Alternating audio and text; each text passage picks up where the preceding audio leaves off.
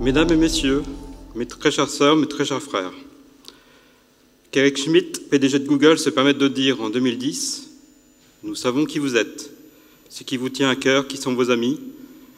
Le pouvoir du ciblage individuel grâce à la technologie sera tellement parfait qu'il sera très dur pour les personnes de voir ou de consommer quelque chose qui n'a pas été taillé sur mesure pour eux. » Signifie que la police de la pensée évoquée par George Orwell en 2004 dans son ouvrage 1984 n'est peut-être plus une fiction. Tondre les moutons et leur vendre la laine, telle est la devise des GAFA, les quatre grands, Google, Apple, Facebook et Amazon. Leur véritable but n'est pas que vous puissiez profiter d'un moteur de recherche pertinent ou d'un réseau social qui vous permette de garder un lien avec des amis éloignés, mais de butiner les informations numériques laissées dans votre sillage pour en faire un miel vendu aux annonceurs. Ils excellent donc pour extraire de vos recherches et de vos pérégrinations sur le net une information qu'ils monnaient chèrement. Les GAFA, c'est 300 milliards de chiffre d'affaires annuel, plus de 800 milliards cumulés en bourse. Aujourd'hui, sans vous interroger, il est possible de connaître votre état civil, vos amis, votre métier, votre état de santé, vos habitudes alimentaires, votre mode de consommation, votre emploi du temps et votre vie sociale, etc. Ces informations sont accessibles à ceux qui souhaitent vous proposer, par exemple, des produits susceptibles de vous convenir. Et les sources d'informations sont nombreuses. Internet, réseaux sociaux, données géomarketing, données GPS, open data, objets connectés, que sais-je encore. Aujourd'hui, les entreprises ont le potentiel technique de les stocker, de les traiter et d'en extraire des informations et des prédictions par l'intermédiaire d'utilisation d'algorithmes de calcul. C'est ce qu'on appelle les fameux big data. Et ils concernent tous les secteurs, privés ou publics, et ont été mis en place pour des objectifs marketing, mais aussi réglementaires, sécuritaires, etc. Très peu de gestes ou de décisions personnelles ne sont pas orientés par ces calculs. Nous vivons ce lien avec une telle proximité que défaire la technologie nous amputerait d'une partie de nous-mêmes. Et nous ne reviendrons donc pas en arrière, la data révolution est déjà là, dans notre quotidien. La question qui se pose aujourd'hui n'est plus est-ce une bonne ou une mauvaise chose, mais quel cadre responsable faut-il mettre en place? Il est essentiel que nos politiques, le monde de la recherche et les citoyens prennent en compte les 4 enjeux fondamentaux de cette révolution. La sécurité des données, l'appartenance et la maîtrise des données, le respect de la vie privée, le mode d'utilisation des algorithmes. La sécurité des données est le premier enjeu à court terme. Les entreprises et organisations, aussi avancées soient-elles en matière de systèmes d'information, ne sont aujourd'hui pas à l'abri d'un piratage de leurs données par des hackers. J'en veux pour exemple Orange, les élections américaines, etc. Même si la sécurité représente l'enjeu le plus visible, la réponse semble plus d'ordre technique qu'éthique. L'appartenance et la maîtrise des données. La course à la collecte d'informations conduit certains secteurs à confier la gestion des mégadonnées à des tiers. Dès lors, se pose la question de la relation directe de l'entreprise avec ses clients. Le secteur du voyage est un exemple de transfert de la valeur vers la maîtrise de la donnée. Les courtiers en ligne qui captent les données ont mieux supporté la crise que les compagnies aériennes. Dans le monde bancaire, les enjeux stratégiques sont moins sur le produit et le tarif, qui diffèrent peu d'un réseau à l'autre, que sur la connaissance des besoins du client. Le pouvoir économique et demain politique appartient à ceux qui détiennent la donnée. Aujourd'hui, Facebook, c'est une entité transfrontalière qui chaque jour traite 1,1 milliard d'utilisateurs actifs. Et Facebook ne respecte que ses propres lois. Le respect de la vie privée. Beaucoup d'enquêtes montrent que les consommateurs sont aujourd'hui nombreux à considérer le traitement de leurs données personnelles comme une intrusion dans leur intimité. Des effets pervers dus à l'utilisation parfois abusive des données sont mis au jour, dont celui lié à l'invasion de la vie privée. Les risques induits d'une présence sur les réseaux sociaux, sur leur vie privée, ne sont pas toujours maîtrisés par les utilisateurs. Il est vrai qu'il est difficile aujourd'hui de trouver un consensus sur la définition du respect de la vie privée et de son statut légal. Les tentatives d'encadrement des données personnelles de certains États, la CNIL en France, semblent bien dépourvues de moyens face aux flux internationaux en temps réel du web. Le mode d'utilisation des algorithmes et modèles. La technologie permet d'aller de plus en plus loin dans l'analyse prédictive. L'intelligence artificielle n'est plus de la science-fiction et commence à remporter des victoires médiatiquement remarquables. Par exemple, il y a quelques mois, un champion de Go qui a été défait par l'intelligence artificielle.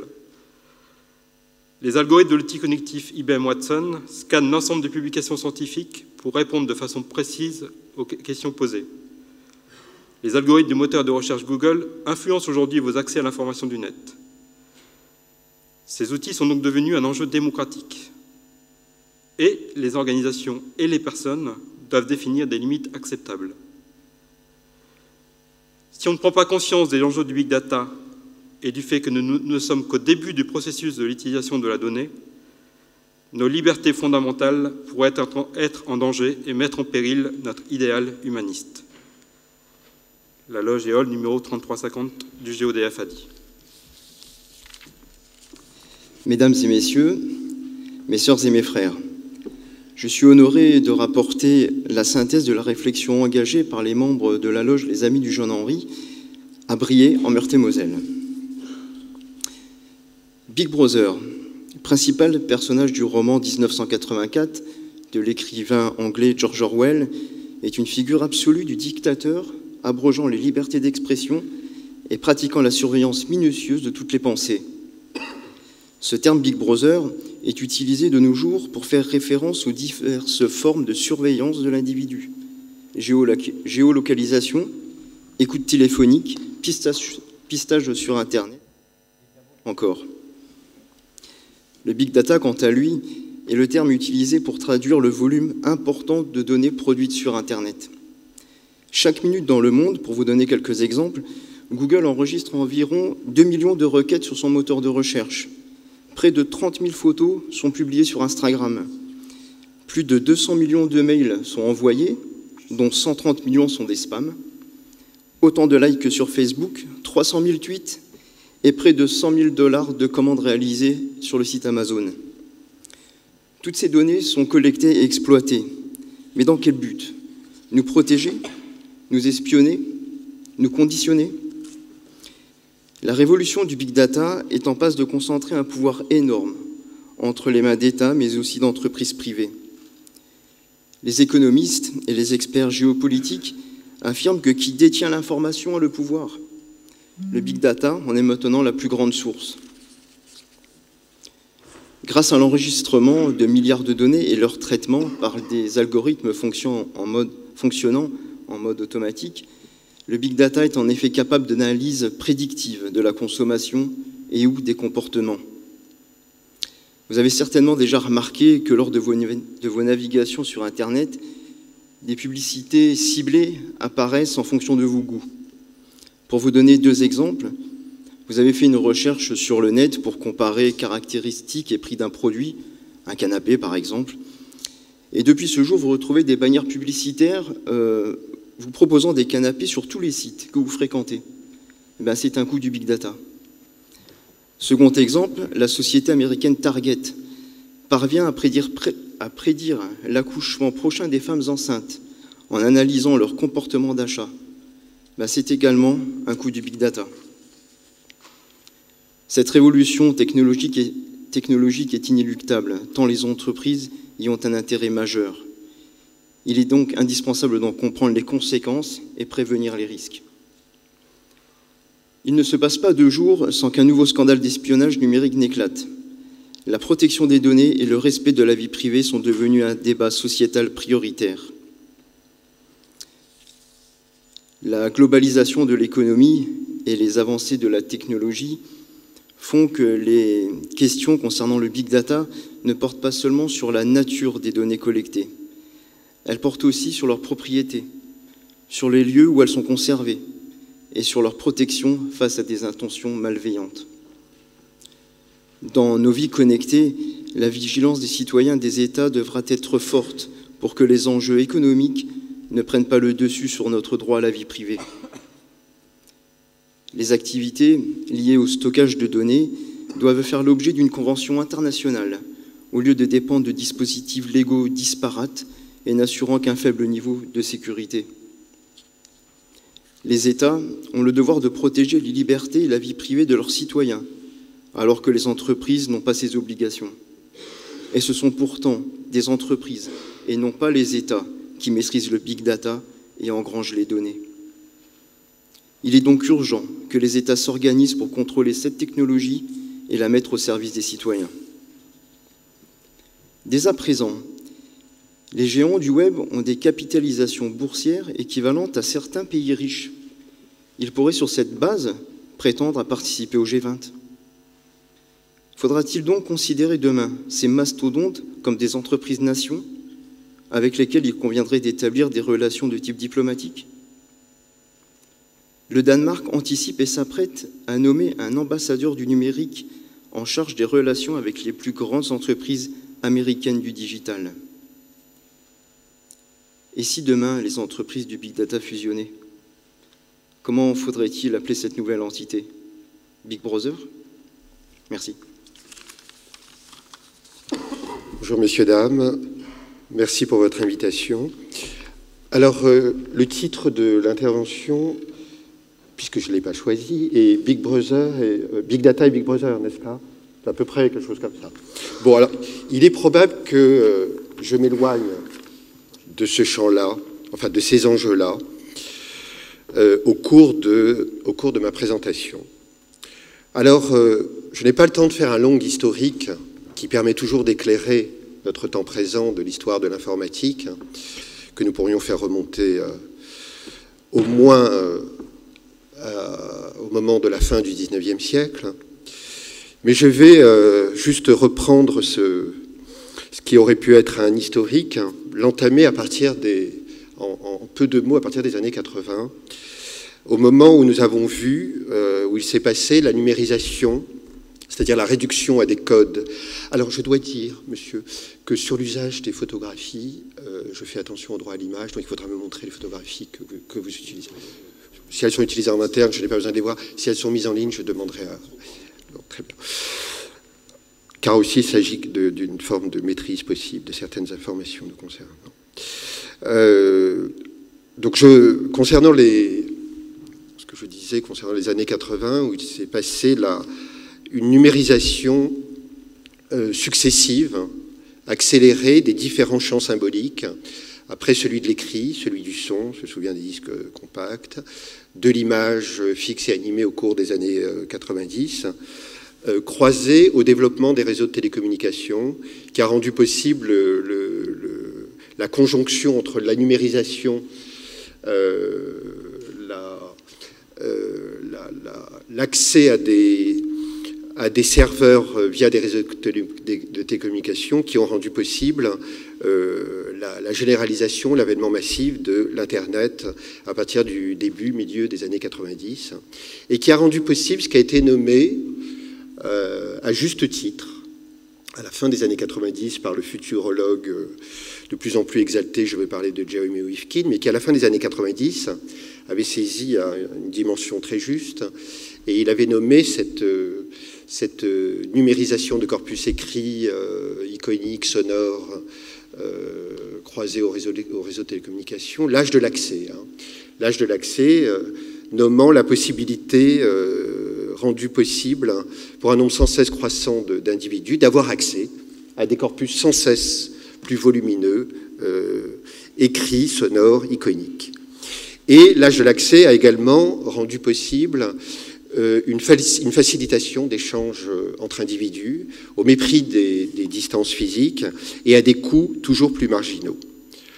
Donc, ce moment de l'âge de l'accès qui a rendu possible une sorte de possibilité soudaine, et je le redis, à des coûts marginaux, de pouvoir avoir accès à tendanciellement à tous les savoirs du monde, eh bien, a imprimé notre représentation du numérique, a imprimé sous une image, sous une dimension eh bien plutôt enchanteresse, c'est-à-dire ces capacités qui nous ont été offertes et qui continuent d'imprimer notre représentation du numérique jusqu'à aujourd'hui.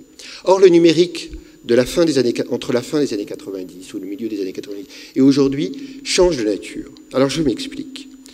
Au cours des années qui ont suivi, au cours de la décennie 2000, les années 2000, l'âge de l'accès n'a cessé de s'intensifier. Hein. Les volumes disponibles n'ont cessé de s'amplifier, mais au fur et à mesure, s'est agrégé un autre âge que je nomme l'âge de la mesure de la vie.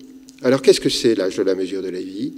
C'est le fait qu'après la numérisation des différents champs symboliques, je le répète, écrit, images, son, eh bien aujourd'hui nous entrons dans l'ère de la numérisation post-symbolique. Alors c'est peut-être un peu jargonneux, je explique de quoi il s'agit. Nous entrons aujourd'hui massivement dans le moment de la dissémination tous azimuts.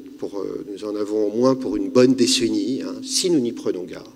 Je dis souvent si nous n'y prenons garde, si nous voulons accepter ces développements ininterrompus, la dissémination de capteurs et d'objets connectés sur toutes les surfaces de la réalité, hein, que ce soit les domiciles, hein,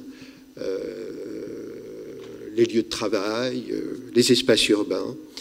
Et cette dissémination de capteurs, alors nous parlons aujourd'hui de... Alors si on suit régulièrement les choses, on voit que toutes les surfaces sont appelées à être intégrées de capteurs. Il y a les bikinis connectés, les tétines connectées, les téléviseurs connectés. Et cet environnement-là, eh bien, entraîne un témoignage tendanciellement intégral de la vie. C'est-à-dire que ce qu'a révélé, par exemple, Snowden en 2013, et cette puissance de collecte d'informations par la NSA, eh bien, elle ne regardait que les navigations Internet et les communications téléphoniques et les échanges de messages via les téléphones. Or, aujourd'hui, c'est un témoignage de plus en plus, relativement à des gestes de plus en plus variés du quotidien qui est appelé à s'instaurer. Je pense aux compteurs Linky qui vont témoigner de l'utilisation de nombreux objets connectés.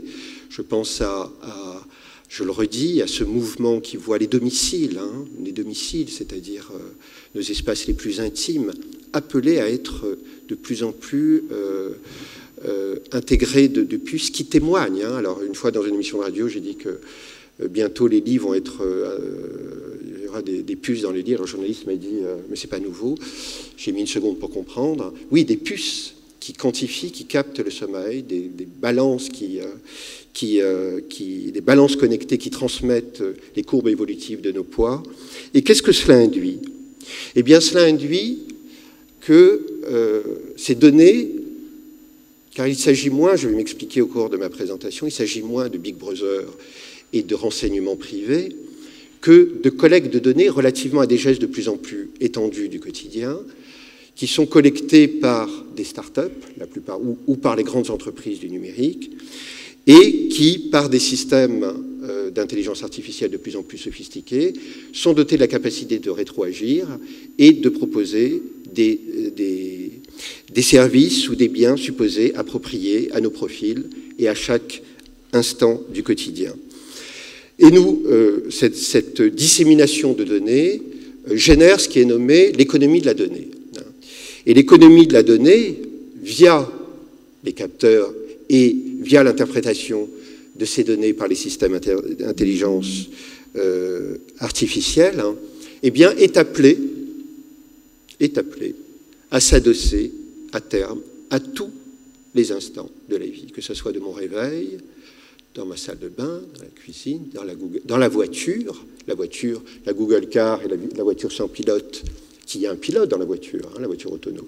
Il y a les entreprises qui gèrent les données et qui permettent d'amplifier la connaissance des comportements dans un lieu, ou dans un habitacle, dans l'habitacle, et durant des moments relativement importants dans nos existences, les transports, en vue d'amplifier, d'affiner la connaissance des comportements.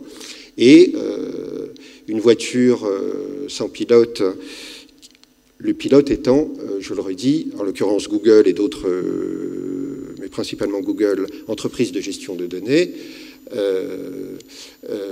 Si je tape mon itinéraire de Paris à Strasbourg, par exemple, eh bien, est appelé au cours du trajet et par la connaissance de plus en plus affinée des comportements, à me proposer, en fonction de quantité de protocoles, reconnaissance faciale, système d'analyse d'interprétation émotionnelle des passagers, analyse du langage naturel. Mais là, ce n'est pas pour le renseignement privé, hein, ce n'est pas Big Brother. L'idée, c'est de me conduire à la pharmacie la plus proche, en fonction de mes états, ou au restaurant le plus supposé approprié à mes profils, ou par exemple de rencontrer une personne que je pourrais rencontrer dans un café au long du trajet. Et l'économie de la donnée, c'est la conquête de tous les champs de la vie. Alors vous savez, Google, quand je parlais de l'âge de l'accès, Google était un des acteurs majeurs de l'âge de l'accès, hein, par sa capacité, ses algorithmes, déjà à l'époque extrêmement sophistiqués, à pouvoir répondre à nos requêtes de façon extrêmement rapide, fiable et orientée, nous le savons, en tous les cas filtrée selon quantité de données analysées par des systèmes et qui orientent des choix qui sont par nous visibles. Eh bien, Google, si on suit l'histoire de l'entreprise, est emblématique de l'histoire du numérique aujourd'hui, de l'histoire du numérique et l'orientation que prend le numérique aujourd'hui, les grandes industries du numérique. L'orientation que prend les grandes industries du numérique, c'est de partir à la conquête intégrale de la vie.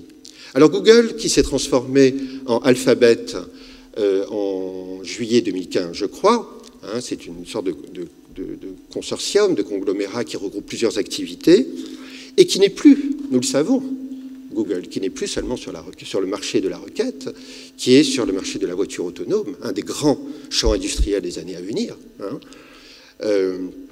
avec toute l'horizon, hein, l'horizon industriel et l'horizon économique que représente la voiture autonome, moins par l'achat des véhicules que par l'analyse des comportements et ce que je nomme l'accompagnement algorithmique et la marchandisation de plus en plus affinée et continue de nos quotidiens, la maison connectée, Nest, l'éducation et, si j'ai un peu de temps, nous l'évoquerons, un champ capital, peut-être l'avez-vous déjà deviné, celui de la santé.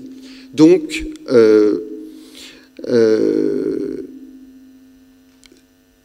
l'économie du numérique aujourd'hui, dont Google, mais pas seulement, mais c'est une tendance très forte chez les grands industriels du numérique, vise, et ça c'est tout à fait nouveau dans l'histoire, vise à s'ériger comme des industries de la vie, hein, c'est-à-dire à couvrir tous les champs de la vie.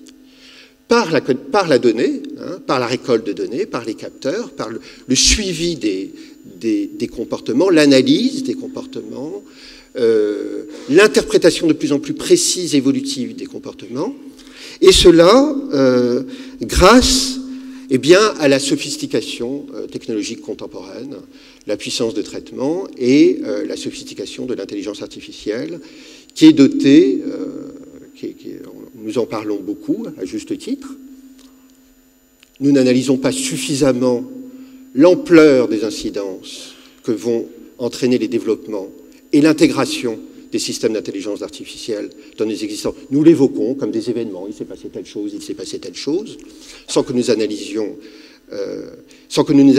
et nous saisissions des enjeux des développements et de l'intégration des systèmes d'intelligence artificielle dans nos existences, l'intelligence artificielle étant dotée de capacités interprétatives, c'est-à-dire de situations de plus en plus diverses de l'existence, d'interpréter des flux de circulation, des types de comportements collectifs, des types de comportements individuels, de suggérer. C'est une des grandes dimensions très troublantes acquises, dont on a doté les systèmes d'intelligence artificielle, de suggérer, hein, c'est-à-dire je passe à côté d'un magasin de chaussures qui se trouve au coin de la rue que je ne vois pas, en fonction de mes profils, de ma localisation, on peut recevoir une notification indiquant qu'il y a une promotion qui pourrait m'intéresser, une dimension suggestive. Alors si je précise cette dimension suggestive, et je commence à arriver à des points centraux de ma présentation suggestive, c'est que l'économie du numérique et l'environnement numérique contemporain ne regardent plus l'âge de l'accès et, monsieur, les bannières publicitaires que vous évoquiez. Car les bannières publicitaires que vous évoquez, à juste titre, qui correspond à un modèle de publicité sur Internet et une façon de monétiser plus ou moins efficace nos navigations, hein, eh bien, des bannières ou même sur un écran des recommandations Amazon, eh bien, à peu près, nous disposons chacun de la licence, du pouvoir d'y répondre selon nos souhaits, ne vivant là, dans ces cas de figure, qu'une pression tout à fait infime.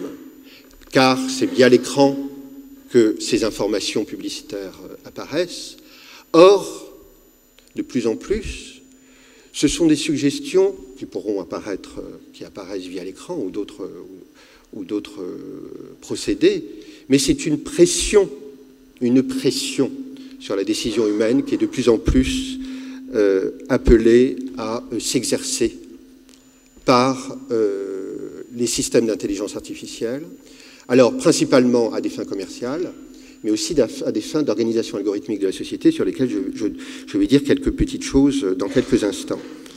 Mais aussi, et ça c'est encore plus troublant quand je parle de sophistication technologique et sophistication de l'intelligence artificielle, les systèmes d'intelligence artificielle sont de plus en plus dotés, et là c'est la question, je retiens presque mes mots, question politique, même pas enfin, éthique évidemment, mais politique, civilisationnelle. Hein. Les systèmes d'intelligence artificielle sont déjà, mais sont de plus en plus appelés à être dotés d'une capacité autodécisionnelle. Autodécisionnelle. C'est-à-dire où l'humain ne se retrouve plus dans la boucle décisionnelle. Alors je donne deux exemples les plus emblématiques de cette dimension autodécisionnelle. Nous comprenons bien que quand je dis autodécisionnel, cela suppose que nous, en tant qu'êtres humains dotés de notre faculté de jugement et de notre autonomie de jugement, est repoussé au profit de systèmes qui cadrent certaines séquences de nos existences. Toujours en vue de répondre à des intérêts privés qui, de surcroît, échappent à dont les intérêts par ce que je nomme l'invisibilité du computationnel. Il y a de l'invisibilité, ce n'est pas du tout complotiste ce que je dis, il y a de l'invisibilité dans le computationnel, qui dit qu'il a déjà vu une base de données, qui peut dire qu'il a déjà vu des fonctionnements algorithmiques en action. Personne.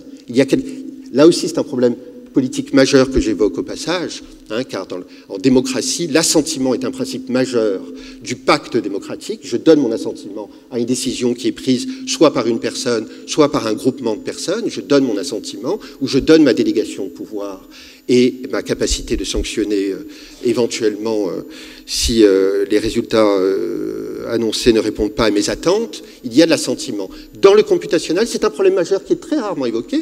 Il y a de l'invisibilité. Donc il y a l'incapacité pour l'individu à être au fait des processus à l'œuvre et de donner son assentiment. Et pas seulement son assentiment sur les clauses de confidentialité. Par exemple, je donne mon accord sur l'usage à telle fin de données. C'est un assentiment partiel. Alors la question est celle de l'assentiment des processus qui sont de plus en plus appelés à orienter l'action humaine. Et donc je reviens aux deux exemples les plus emblématiques, mais ces exemples sont appelés à être de plus en plus nombreux. Je pense au trading algorithmique, hein, le trading à haute fréquence, qui voit les mouvements de capitaux financiers les plus importants au quotidien circuler sur toutes les surfaces de la planète, gérés par des systèmes extrêmement sophistiqués qui récoltent des informations pas seulement d'ordre financier, mais géopolitique, climatologique, politique, et qui, à des vitesses qui dépassent nos capacités cérébrales humaines, car l'humain a inventé des systèmes technologiques qui dépassent ses capacités cognitives. Ça, c'est un événement aussi que nous vivons actuellement, hein, pas seulement en termes de puissance de calcul, mais en termes d'interprétation, de compréhension des phénomènes, et de prendre des décisions à des vitesses qui là aussi, dépassent notre capacité à pouvoir évaluer les choses, à nous déterminer, et qui prennent des décisions d'achat ou de vente de titres pour un peu compliquer les choses, en fonction d'une dimension de critères anticipatifs, c'est-à-dire d'achat si les cours sont supposés, mais selon des mesures temporelles extrêmement réduites, du millionième de seconde, être supposés à la hausse ou à la baisse. Donc là, voilà une activité qui a été déléguée à des systèmes autodécisionnels, et en l'occurrence concernant l'activité financière, qui repousse l'humain dans la capacité à pouvoir se déterminer selon ses libres facultés de jugement. Mais là, c'est le champ de la finance. Je pense par exemple à la Google Car dont j'ai parlé, ou la voiture autonome, qui est probablement, mesdames et messieurs, je pense que si on veut comprendre la sophistication technologique contemporaine, elle est manifestement évidente, sensible, dans une voiture sans pilote, où il est question de lidar, de radar extrêmement sophistiqués, de caméras, de bases de données embarquées, de bases de communication entre véhicules, de bases de données, de liaison avec des bases de données localisées. Et cette capacité, ces instruments sont dotés de la capacité de décider, de réagir en temps réel, par une interprétation en temps réel de quantité de phénomènes. Mais cette décision, c'est ce que j'ai dit tout à l'heure de façon extrêmement embryonnaire, ces décisions répondent à des intérêts. C'est-à-dire qu'il y a des décisions en vue de répondre à un trajet, de supposer le plus optimisé, le plus sécurisé, mais il est question d'intérêt au cours du trajet. Car là où il y a système autodécisionnel, il y a des intérêts qui sont à l'œuvre. Et je le redis, ce n'est pas complotiste, qui sont masqués à l'esprit humain, qui non seulement repoussent la capacité humaine à se déterminer librement, et là nous ne sommes pas du tout dans Big Brother, nous sommes dans un nouvel environnement qui voit des systèmes orientés, encadrés, organiser le cours des choses. Alors je vais vous donner un bon exemple de l'organisation algorithmique de société, qui est à l'œuvre actuellement et qui ne fait pas, à mon sens, l'objet de mobilisation à la hauteur des enjeux. Vous savez qu'avec les développements du numérique, nous parlons beaucoup actuellement, jusqu'à engager des débats sur le revenu minimum, de disparition de nombreux métiers. C'est le cas. Et ce qui est singulier aujourd'hui, ce qui est troublant, c'est que ce sont des métiers, non pas à forte pénibilité, remplacés par des robots de fer et de métal, comme ça peut être le cas à partir de la fin des années 70, début des années 80, dont on pouvait dire, eh bien, il pouvait y avoir, là encore, à une époque où il y avait de l'emploi, que c'était pour la bonne cause et en vue de créer d'autres métiers à moindre pénibilité.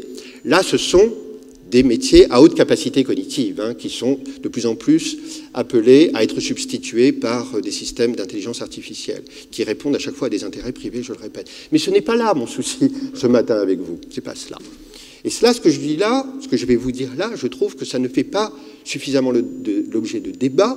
Or, il s'agit d'une question politique majeure et qui regarde une question qui relève d'une interrogation d'un ordre humaniste. Je m'explique. Dans les entreprises, ces capteurs dont je vous ai parlé, l'âge de la mesure de la vie, ces capteurs, actuellement, un filtre s'intègre à l'intérieur et au long, j'ai envie de dire, de toutes les chaînes du travail, que ce soit les chaînes de la conception, les chaînes de la production, les chaînes de la logistique industrielle.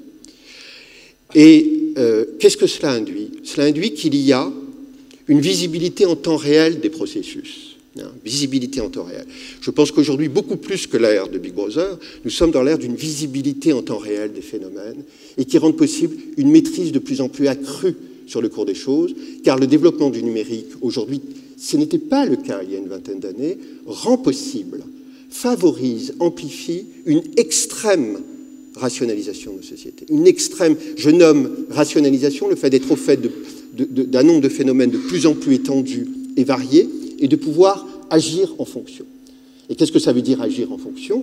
En l'occurrence, avec les exemples que je vous donne, ça veut dire, eh bien, de plus en plus, instaurer un rapport utilitariste à l'existence et à nos gestes et à la finalité de nos gestes. Alors, cette visibilité en temps réel en entreprise, Vous savez, le président d'Accenture, un des plus grands cabinets de consulting au monde, avec qui j'ai dîné il y a un an avec tout son staff, c'était très bien, c'était courtois mais très contradictoire, a dit, vous savez, les entretiens de notation dans les administrations ou même dans les entreprises de fin d'année, on fait un petit bilan qui est un peu protocolaire, hein, eh bien devient inutile, ce monsieur a dit ça, car aujourd'hui, nous détenons une connaissance en temps réel des comportements. Hein, des connaissances en temps réel. Mais il ne s'agit pas seulement de connaissances. Il s'agit de systèmes qui, en retour, dictent l'action humaine, orientent l'action humaine. Hein, c'est-à-dire en fonction de la connaissance de ces situations, dictent l'action humaine, et donc dénie la spontanéité humaine auprès du personnel, dénie l'autonomie de jugement, dénie la capacité singulière, inventive, au profit de normes homogènes, la plupart du temps gérées par des cabinets de consultants dont on ne sait absolument pas selon quels critères, sinon des critères d'extrême optimisation. Et cela, c'est un déni de la personne humaine hein, qui est à l'œuvre.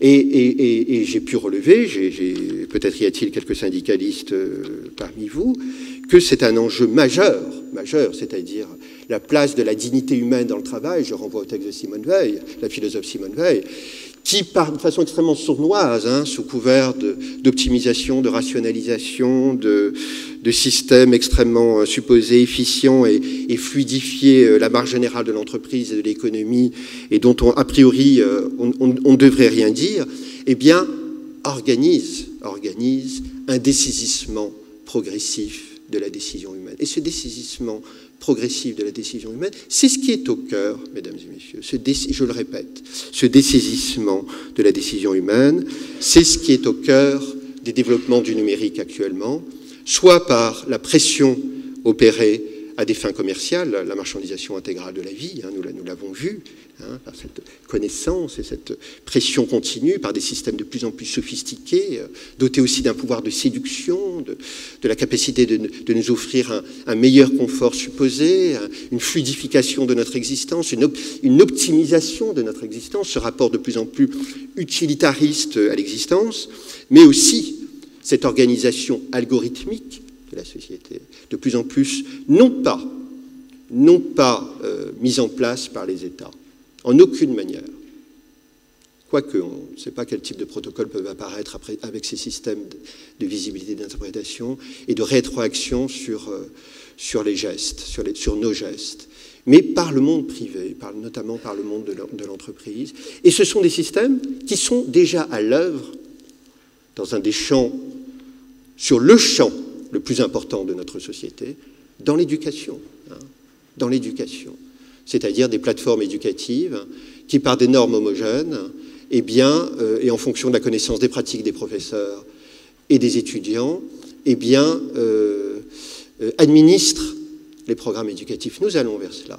Alors, quand vous savez que Microsoft a créé un partenariat avec l'Éducation nationale, sans que ça fasse l'objet d'aucune controverse publique, d'aucun débat citoyen, d'aucun débat politique à la hauteur des enjeux, tout comme l'introduction des tablettes totalement, allez, je vais utiliser un mot qu'on ne doit pas utiliser dans ce genre de conférence, mais hystérique, hein, c'est-à-dire décider dans la précipitation, hein, où il est demandé aux élèves d'agir en continu, de rétroagir, sans que ça ne fasse l'objet de consultations, d'études d'impact, oui, de consultation avec les membres, les représentants de l'enseignement, eh bien, ce sont des scandales dans la République. Ce sont des scandales de la République qui sont dus principalement à deux faits, ou j'ai presque trois, je pense à trois, là. Un travail de lobbying, car l'industrie du numérique est l'industrie aujourd'hui qui s'est développée les plus grandes techniques de lobbying, aussi bien à Washington qu'à Bruxelles, un aveuglement du pouvoir politique, qui est soumis au diktat de l'économie numérique, en supposant qu'il s'agit là de l'horizon radieux et indépassable de notre temps, dans un aveuglement mais absolu à l'égard de l'ampleur des conséquences civilisationnelles ce que j'ai énoncé là, hein, la marchandisation intégrale de la vie et la décision, l'organisation algorithmique de nos sociétés, un aveuglement. Donc quand vous disiez, monsieur, j'aimerais le croire, que c'est aux États d'eux. Mais non, les États soutiennent l'économie de la donnée. Je renvoie à French Tech, je renvoie au travail de ma meilleure amie, façon de parler, Axelle Lemaire, sur des enjeux sur lesquels nous ne cessons de nous opposer, la ministre qui a démissionné, comme vous le savez, de l'économie du numérique, qui était une sorte de fascination absolue pour le monde numérico-industriel et qui soutenait par le label à French Tech et le développement de toute cette nouvelle doxa économique qui renvoie à ce que j'ai exploré dans mon dernier livre, la siliconisation du monde, l'irrésistible expansion du libéralisme numérique. Moi, ce qui me pose problème, ce n'est pas que un libéralisme économique encadré, ayant des finalités voilà, d'emploi, de développer des choses vertueuses, se développe, ça ne poserait aucun problème. C'est ce modèle économique qui est actuellement en train de se développer de façon extrêmement massive, pas seulement massive, à des vitesses sans cesse accélérées, qui marginalise le temps de la libre concertation et de la délibération. Là, il y a un enjeu démocratique, un enjeu politique majeur. Et non seulement le pouvoir politique n'interroge pas ce qui se joue actuellement, sinon sur des questions de données, je pense à Margaret Vestager, à l'Europe, qui essaye un peu de s'opposer sur des points importants aux géants siliconiens.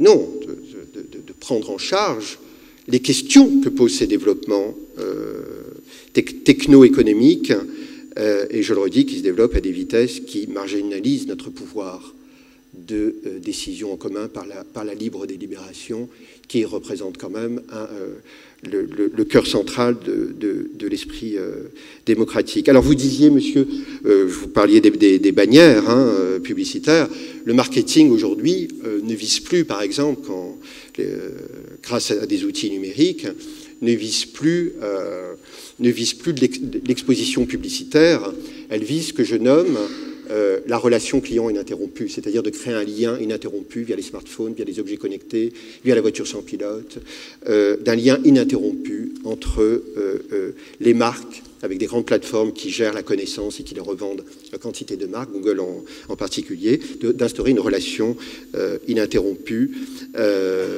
avec les individus. Je pense, dans le cadre de ce que produit cette économie, à vouloir aller à la conquête intégrale de la vie, à ce qui est nommé, j'ai parlé d'économie de la donnée, à ce qui est nommé médecine des données, médecine informationnelle, dont on ne cesse de louer toutes les vertus présentes et à venir, certes, et ce qui m'intéresse avec vous et dans mes recherches, c'est moins d'évaluer les avantages et les inconvénients que d'évaluer, d'explorer ce qui est majoritairement structurant. Et ce qui est majoritairement structurant avec la médecine des données, c'est-à-dire de récolter des données de santé de façon, ou en tout cas des données des flux du corps, par les bracelets connectés, une fois de plus, et par le témoignage de nos existences, une connaissance et par les vêtements connectés, les t-shirts connectés. Je vous le redis, si nous n'y prenons garde, à terme, l'ensemble du monde sera connecté. Donc c'est un nouveau paradigme civilisationnel, cette interprétation en temps réel, et donc s'engage évidemment les questions de santé dans lesquelles Google et les grands groupes s'immiscent, et nous devons relever que jamais autant qu'aujourd'hui, il y a une telle immixtion du régime privé des grands groupes dans le champ de la santé, mais pas seulement, comme ça peut être le cas historiquement par les groupes pharmaceutiques, mais par la volonté de gérer la santé. Je donne un exemple, Watson, vous en avez parlé, d'IBM, tel qu'il se développe actuellement, c'est-à-dire un instrument extrêmement sophistiqué de récolte de données de santé et qui peut évaluer les incidences d'effets secondaires de molécules à l'échelle de la planète, qui peut évaluer l'efficacité de molécules sur des pathologies extrêmement diverses, de plus en plus individualisées. Donc ce sont des sources phénoménales de connaissances médicales qui sont agrégées par ces systèmes et qui en temps réel peuvent signaler, livrer des informations capitales. Donc là, ce sont des arguments qui concourent, car dans ce que je décris là très rapidement avec vous ce matin, il y a des flopées de discours. Il y a des flopées de discours, enjoliveurs sur l'économie du numérique. Il est temps d'aller voir les faits. Il est temps d'aller voir les faits sur le terrain et de voir ce qui se joue. Eh bien, ce qui se joue, par exemple, avec Watson, dont on nous dit qu'elle a tout le savoir du monde et que ça va rendre possible, à terme, dans les grands discours, à l'instar des grands discours siliconiens dont on ne cesse d'entendre les propos en continu, que ça devrait éradiquer les cancers. Peut-être, nous n'en savons rien pour l'instant, mais ce que ça induit, c'est que Watson est devenu un organe de diagnostic, un organe de diagnostic déjà, un organe de diagnostic. Et comme je dis souvent, un médecin, Watson, quand il voit un patient, en tout cas quand il analyse un patient, il ne voit pas un patient qui peut bégayer, qui peut ne pas être sûr de ses propos, qui peut avoir une larme aux yeux. Ça, c'est que le médecin qui peut le voir. Car ces systèmes d'évaluation, ces systèmes d'intelligence artificielle entretiennent un rapport au réel, supposant que tout le réel peut être réduit à des codes numériques et numérisés. Or, c'est une ineptie. Le réel, dans son intégralité, dans son infinité complexité, ne peut pas être réduit à des codes numériques. Donc il y a des choses, il y a quantité de choses qui échappent. Et ce qui échappe notamment, c'est notre appréhension sensible des choses que nous devons défendre. Notre appréhension sensible des événements, et non pas être guidé continuellement par des systèmes qui nous orientent et nous encouragent à adopter tel geste, aussi bien individuellement que collectivement, en fonction de données numériques, d'analyses extrêmement sophistiquées, je veux bien le croire, mais partielles. Donc la défense du sensible à laquelle j'appelle, et dont j'ai fait un long chapitre dans mon dernier livre, c'est une des conditions du maintien de la vie démocratique et de la vitalité démocratique, c'est-à-dire c'est la capacité du corps humain et de l'esprit humain à se déterminer librement en fonction de l'appréhension pleinement ouverte et réceptive des choses. Mais Watson, en médecine, et c'est beaucoup plus grave par exemple, comme phénomènes qui sont à l'œuvre, ce n'est pas qu'un organe de diagnostic, c'est un organe de prescription médicale. Alors quand tout à l'heure je disais ces systèmes qui ont une marge autodécisionnelle, alors là, autodécisionnelle, on voit bien pourquoi j'oriente la main comme ça, autodécisionnelle, car il y a quantité d'intérêts. Hein. Quand un système est un organe de prescription, et que, comme j'ai dit tout à l'heure, il y a de l'invisibilité dans le computationnel, vous savez, la question nietzschéenne, qui parle Qui parle quand je parle? C'est la société, c'est ma mère, ou c'est moi avec ma capacité à pouvoir à être auteur de mes paroles et de mon destin? Eh bien, qui parle dans la prescription? Je laisse cette réflexion suspendue à vos réflexions, sachant que nous avons bien compris que ce sont des intérêts privés dont, une fois de plus, les logiques à l'œuvre nous échappent. Et que veut dire nous échappent? Veut dire que c'est un problème démocratique, politique fondamental. Or, il se trouve que cela, avec vous, mesdames et messieurs, je l'ai dit à plus d'une reprise. Peut-être sur des cas de figure à chaque fois distincts, je l'ai peut-être dit 5-6 fois. Ça échappe à notre décision. Car je vais bientôt terminer parce que je crois que mon temps est compté. Enfin, pardon? Pour aujourd'hui uniquement. Car il y a une vision du monde qui est à l'œuvre là. Il y a une vision du monde, et là nous ne sommes pas dans l'économie de l'Internet, nous ne sommes pas dans l'âge de l'accès. Il y a une vision du monde que j'ai essayé d'analyser dans mon dernier livre. Et il est important que je dise cela ici en ces lieux.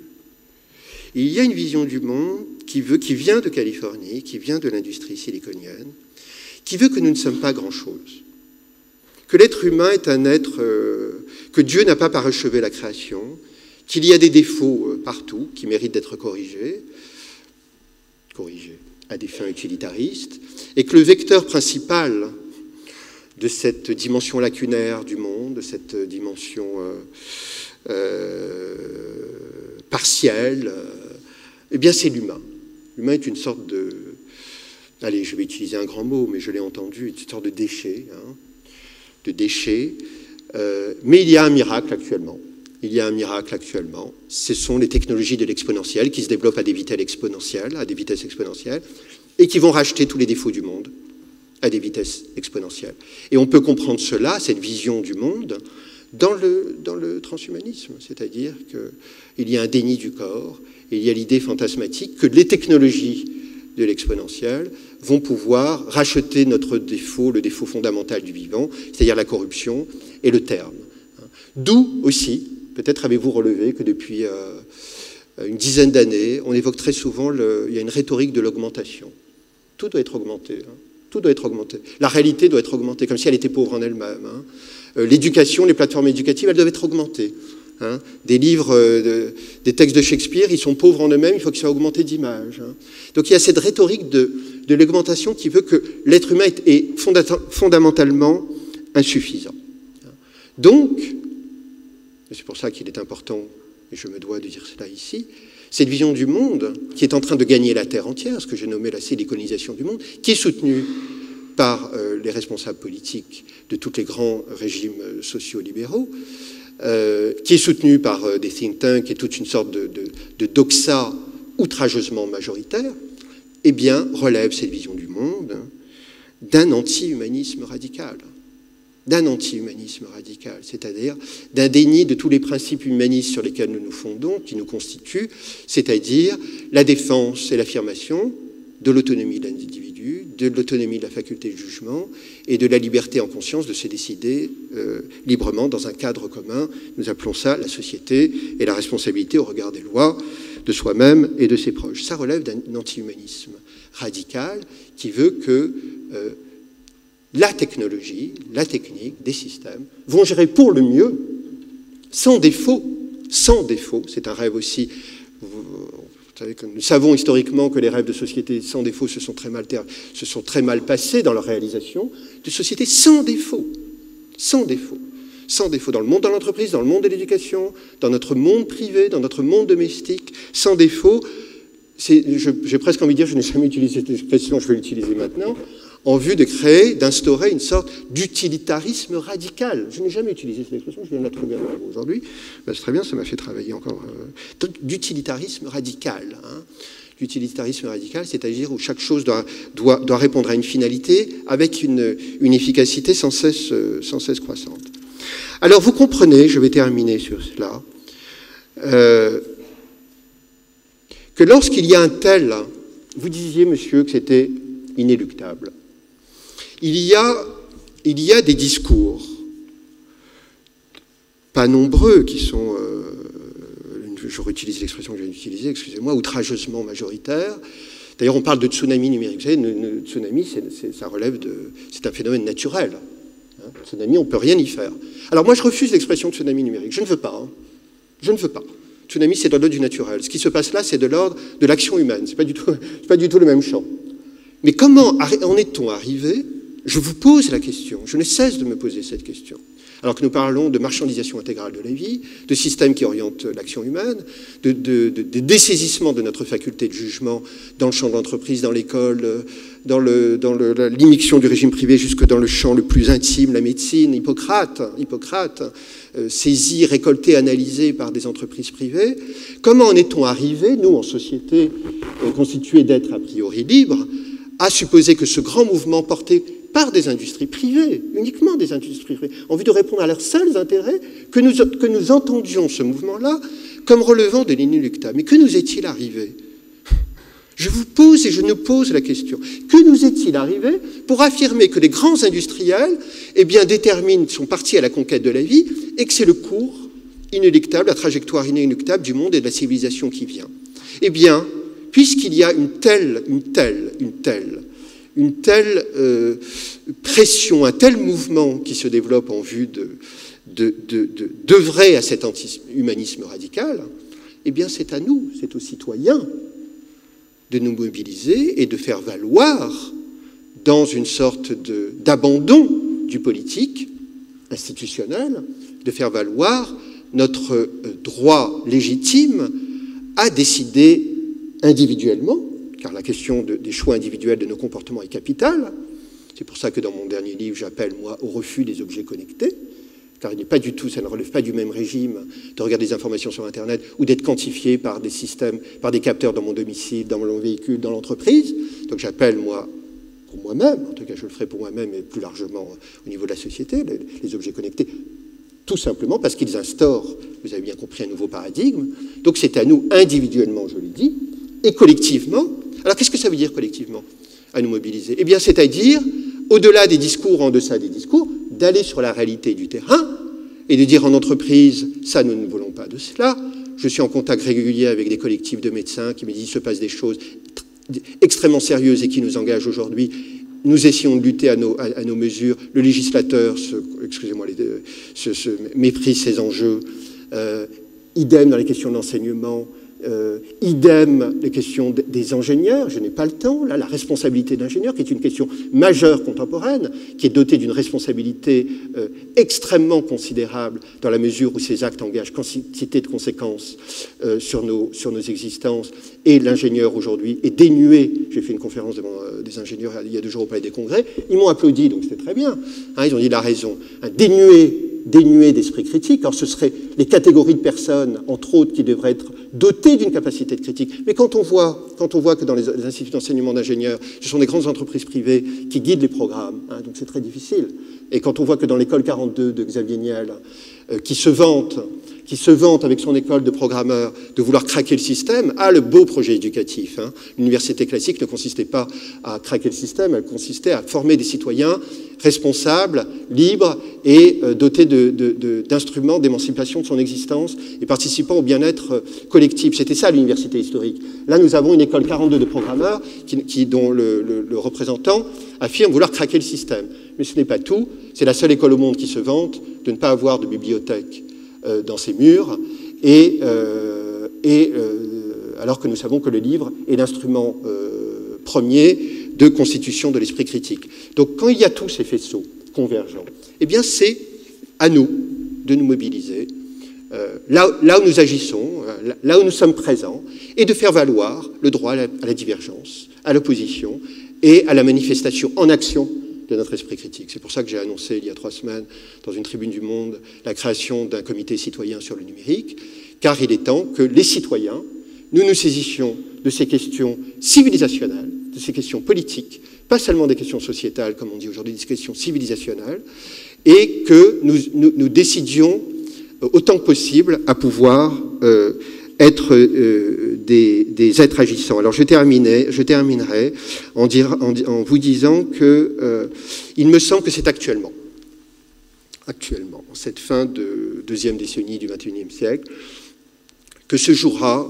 soit, non pas Big Brother, pas du tout, il ne s'agit pas de cela, il s'agit de cela, mais ce n'est pas l'enjeu majeur, en tout cas en démocratie, se jouera soit une marchandisation de plus en plus sophistiquée, insensible, généralisée, collant à tous les flux d'existence, et cette organisation algorithmique de la société, ce décisement de plus en plus accentué de notre libre pouvoir de décision, soit se jouera ou apparaîtront des modes d'existence défendant, et ça relève de notre responsabilité.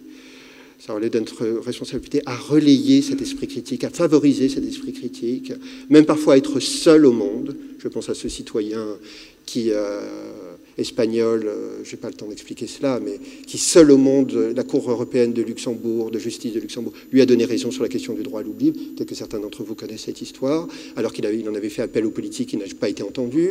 Il a fait appel à des associations qui l'ont un peu aidé, mais après abandonné. Seul, il est allé à la Cour européenne de justice et il a changé le droit. Donc, avec d'autres ou seul, à faire en sorte que d'autres modes d'existence auxquels nous tenons, eh bien, puissent se développer et rendant possible notre souhait légitime d'émancipation de nos existences individuelles et collectives. C'est en tous les cas l'appel que je comptais vous formuler ce matin en votre présence. Merci pour votre attention. Quels métiers vont remplacer des humains et à forte charge cognitive? Il y a des métiers pour lesquels ça a déjà lieu. Où est la personne qui a posé la question? Nous pensons principalement à des cabinets d'avocats, c'est-à-dire d'évaluation par des systèmes de cas de figure. Hein, D'ailleurs, je pense, bon, ça sera trop long, mais je pense que je n'aurai pas le temps d'expliquer cela, mais j'ai lu un texte sur la justice prédictive dans les Échos il y a une semaine. C'est un problème majeur, là encore. Il y a quantité de questions qui renvoient à la gestion par l'entreprise publique, par des entreprises privées, des affaires qui jusque-là n'étaient pas du domaine régalien, mais qui appartenaient voilà, un champ particulier avec ses compétences. L'open data, hein, je vais répondre à votre question, monsieur, hein, mais vous savez, l'open data porté par la loi d'Axel Lemaire contre laquelle je me suis opposé, j'ai écrit une tribune dans Le Monde, dans Libération l'automne 2015, qui s'appelait La siliconisation des esprits, en avant-propos de mon livre, hein, sous couvert de transparence démocratique, l'open data, c'est-à-dire rendre publiques les données collectées et traitées minutieusement, administrées par les ministères ou les administrations publiques, eh bien, elles sont sans contrepartie financière par la loi pour une publique numérique, sur laquelle il y aurait tant de choses à dire, ne serait-ce déjà sur l'intitulé. Eh bien, ces données peuvent être sans contrepartie financière, déjà c'est une question qui aurait dû faire l'objet de controverses publiques, peuvent être récupérées par des startups en vue de créer une infinité de services. Hein. Donc l'idée, c'est de soutenir au nom de l'idéologie des startups, hein, c'est le nouvel horizon économique de notre temps, la startupisation comme modèle économique cool et qui va sauver toutes nos économies de ces difficultés qui sont à l'œuvre depuis une trentaine d'années, qui peuvent être utilisées librement en vue de créer quantité de services.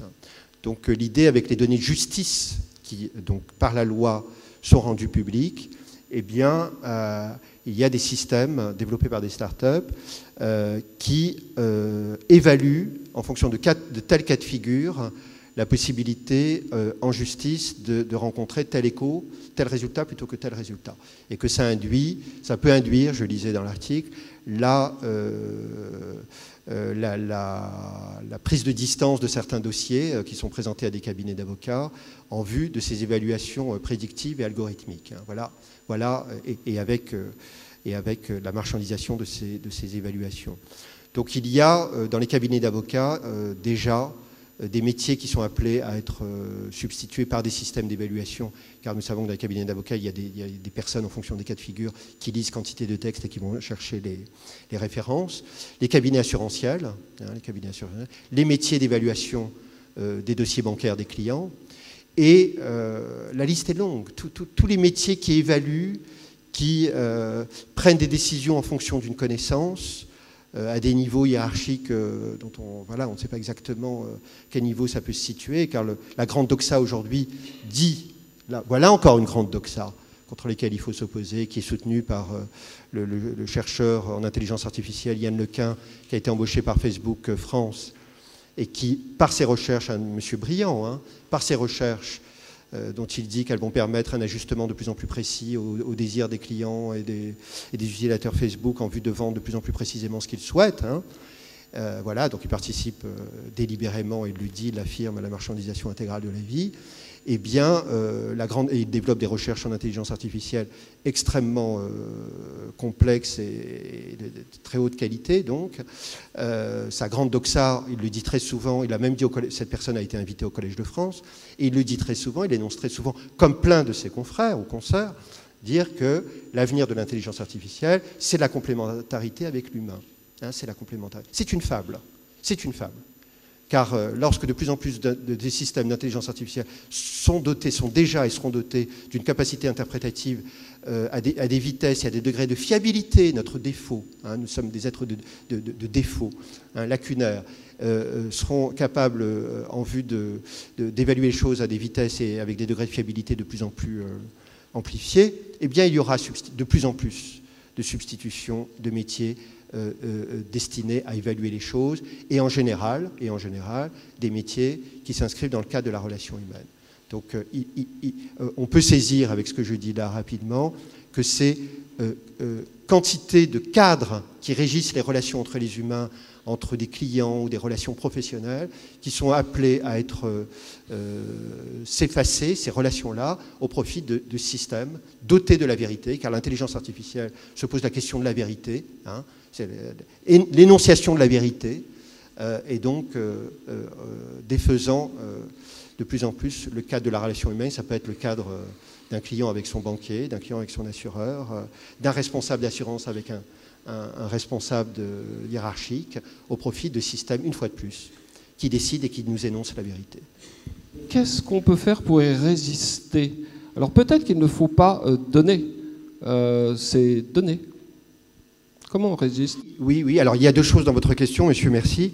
D'abord, il y a différents types de données. Hein. Des données, je l'ai dit tout à l'heure, des données sur Internet, évidemment, il faut être prudent, mais des données de la vie, ça, il faut être vigilant. C'est pas il faut être vigilant, je pense qu'il faut s'opposer. Hein. Les données de la télévision connectée qui interprète le langage naturel, car c'est cela, les télévisions de Samsung par exemple, interprètent le langage naturel, reconnaît les voix et suggère, c'est toujours la même histoire, capacité rétroactive des systèmes d'intelligence artificielle, suggère des services et des biens en fonction de chaque personne, et pas seulement dans le cas, quand ils sont dans leur domicile, agrégés à d'autres applications et toujours en relation avec le même profil. Donc ce sont à mon sens, les données qui affinent la connaissance de la vie, affinent la variété de nos comportements face auxquels il ne faut pas être vigilant. Il ne faut pas être vigilant. Il faut refuser. C'est ce que je disais tout à l'heure. Alors moi, j'ai écrit un chapitre très polémique dans mon dernier livre. C'est l'ère du refus, le grand refus à l'ère des objets connectés. Moi, j'appelle au refus de cela. Car c'est une offense faite à la dignité humaine et à un de nos acquis démocratiques et juridiques qui est l'habeas corpus. L'habeas corpus au XVIIe siècle, même le roi, et c'est dans tous les cas ses forces de l'ordre, ne peuvent pas entrer dans mon domicile s'ils n'ont pas un mandat judiciaire. La maison connectée, c'est je l'ai dit, nous l'avons dit, nous le sentons, nous le pressentons. C'est une visibilité en temps réel de nos comportements, non pas à des fins de surveillance, quoique, mais à des fins de réduire l'être humain à un strict objet marchand et sans limite. Nous sommes, comme dit Xavier Niel, actionnaire du Monde, mais l'école 42, c'est nos limites. Or, la société, il y a des limites. La société est fondée, et par les lois, elle est fondée sur le respect de la limite. Alors, vous comprenez, quand nous sommes dans une idéologie qui affirme, qui est l'idéologie californienne. C'est-à-dire même le propre du vivant est appelé dans leur fantasme. Alors s'il ne va pas être éradiqué, il va être téléchargé sur des puces, qui est une insanité, enfin qui est une absurdité conceptuelle, mais bon, on n'a pas le temps d'en parler là. Enfin, l'idée de télécharger, de réduire le cerveau à des codes binaires et de les télécharger sur un cerveau, c'est ce qu'on appelle en philosophie cognitive, en épistémologie, un réductionnisme. C'est le plus grand réductionnisme, comme si l'infinie complexité du cerveau humain allait pouvoir être modélisée et ensuite téléchargée. Donc c'est nos limites. Et concernant les ingénieurs, je vais vous raconter une petite anecdote, mais de 30 secondes. Ça ne devrait pas être le cas dans des écoles d'ingénieurs, comme dans toutes les écoles, où le propre des écoles, notamment, est de transmettre la connaissance. On sait que c'est devenu quasiment un gros mot de parler de transmission de la connaissance dans un environnement où chacun doit se doter lui-même de ses propres outils de connaissance. Très bien, mais il y a la valeur de la transmission, quand même, qui ne doit pas être niée. Et puis développer l'esprit critique. Alors quand il y a une telle présence des compagnies privées dans les instituts d'enseignement, ça pose un problème de la formation et de la conscience qu'auraient ces ingénieurs.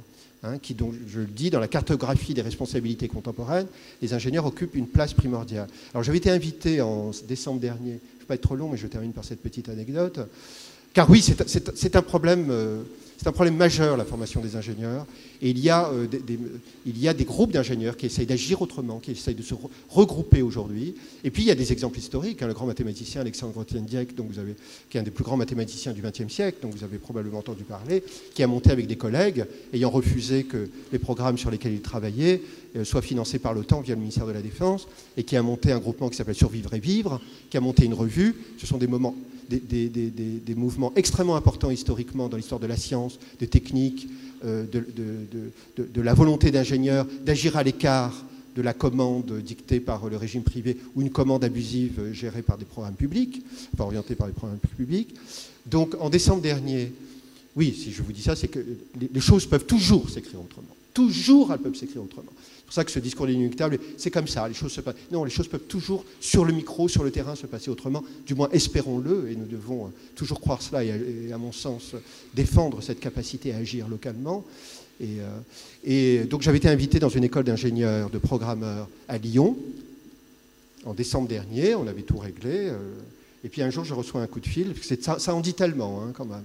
Je reçois un coup de fil et une personne me dit « On a lu votre interview dans Libération et on a vu que vous vous opposiez aux compteurs Linky. Alors vous savez, nous sommes très inquiets parce que les compteurs Linky, c'est Enedis qui les gère, qui les développe et qui sponsorise notre enseignement. Donc on s'est dit qu'on ne pouvait plus vous inviter. Mais on le fera peut-être plus tard. » Je dis « Écoutez, madame, plus tard, n'y pensez pas, n'y comptez pas. Honte à vous. Honte à vous. » Que même dans une école d'ingénieur, une parole critique de 2 heures, ne serait-ce que 2 heures, eh bien ce soit trop pour vous. Honte à vous. Alors, je les ai menacés de faire des tribunes, ils ont pris panique, etc. Enfin, j'ai reçu 50 mails, je ne les ai même pas lus. Je n'ai pas encore fait cette tribune, je la ferai peut-être jamais. Mais en tout cas, ça dit l'absence de posture critique dans les écoles, qui veut que jusque même une conférence de 2 heures d'orientation critique, eh bien, ils ont pris peur et ça a été refusé au nom de la pression des sponsors privés. Et voilà un enjeu qui devrait aussi, là, sur place, avec ses professeurs, avec les parents que nous sommes, pour certains, nous mobiliser aussi. Car la défense de l'esprit critique, c'est une des choses qui est faite ici. Et c'est une... Je ne veux pas être trop moralisateur et donner des paroles trop emphatiques, mais de notre pouvoir et de notre capacité à faire valoir notre esprit critique dépend une partie quand même, une partie de la nature de notre civilisation présente et future. J'ai une question très simple qui est: qu'est-ce que vous pensez de 2 initiatives, une qui s'appelle Transalgo et l'autre qui s'appelle Cerna? Alors, monsieur, concernant ces groupements que vous évoquez, il y a même le gouvernement, je ne sais plus comment dire, c'est quoi, Cazenave ou en tout cas Valls, avait initié Valls,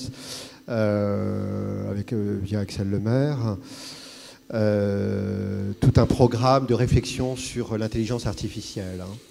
Alors moi, ce que je remarque, c'est qu'avec l'intelligence artificielle actuellement, il y a la conscience d'une sorte d'inquiétude de tous ordres sur la substitution des métiers, vers quelle civilisation nous allons, qu'il y a la conscience par des responsables, alors que ce soit des responsables d'entreprises ou des responsables politiques, qu'il faut écouter ces inquiétudes. C'est un peu compliqué ce que je vais dire, mais je l'ai beaucoup observé, ça, qu'il faut écouter ces inquiétudes. Alors quand on écoute les inquiétudes, il y a plusieurs stratégies. Soit on dit on vous écoute et puis on continue, les chiens aboient, la caravane passe, soit on continue les choses et puis on fait mine de vous écouter. Soit on essaye d'analyser ce qui se joue et puis on agit en conscience. Soit on essaye de prendre la pleine conscience et puis on prend le temps. Et on prend le temps, car nous sommes des êtres temporels, et ce temps, nous n'en disposons pas actuellement. Donc ce que je relève, comme la pétition qui a été signée en 2014, je crois, de quantité d'industriels qui disaient « Méfions-nous des dangers de l'intelligence artificielle », qui sont les mêmes qui développent à coût de milliards de dollars des programmes d'intelligence artificielle. Donc la schizophrénie des discours et l'asymétrie entre les discours et l'action, moi je l'ai relevé. Elle est à l'œuvre dans tous les champs. Et la grande tendance actuellement, c'est de faire des comités de réflexion sur les dangers. Mais ce n'est pas ça l'enjeu. L'enjeu n'est pas... on évoque trop souvent le rapport entre éthique et technique. Les technologies n'ont aucun rapport avec l'éthique. Aucun. Un scanner médical, il n'a aucune dimension éthique. Il répond à une finalité et c'est très bien ainsi. La technologie, c'est une question aujourd'hui, et ça l'a toujours été, mais là plus que jamais, sur des questions politiques. Pas des questions éthiques. Un scanner, un smartphone, il n'a rien d'éthique. En revanche, il engage des comportements, il engage des comportements individuels et collectifs, il engage des formes de société. C'est quel type de cadre voulons-nous? Et ça, on appelle ça le politique. Donc, à chaque fois qu'il y a des interrogations éthiques, en général, ça donne des discours, mais ça ne donne pas des actes. Le politique donne des actes. Donc, il serait temps de se saisir, comme je l'ai dit tout à l'heure, de ces questions, mais aussi, et là ça devient extrêmement difficile, en tout cas du point de vue des recherches, des laboratoires de R&D, de dire ça on n'y va pas. C'est pas de ce côté-là qu'on va compter. Puis les technologies qu'ils développent, elles ne seront pas plus ou moins éthiques. Elles seront des technologies avec des finalités, des fonctionnalités. La question c'est, sur le terrain, dans nos existences, on mobilise le politique. C'est-à-dire, est-ce que nous voulons de cela ou non? Car nous sommes tous citoyens, mais nous sommes tous consommateurs aussi. Je le redis, cela. Et est-ce que nous voulons acheter individuellement ou collectivement tel protocole qui a telle fonctionnalité? Est-ce que nous acceptons cette fonctionnalité? Qu'un miroir dit intelligent analyse mes traits du visage tous les jours et me suggère, via des mots sur le miroir, tel complément alimentaire, tel produit dermatologique, dont je ne sais absolument pas d'ailleurs quelle est la compétence d'où relève la compétence de la vérité de ce qui est énoncé, ou tel séjour à la montagne. Est-ce que je le veux, cela? C'est politique. Par mon acte, par nos actes, c'est politique. Et ce miroir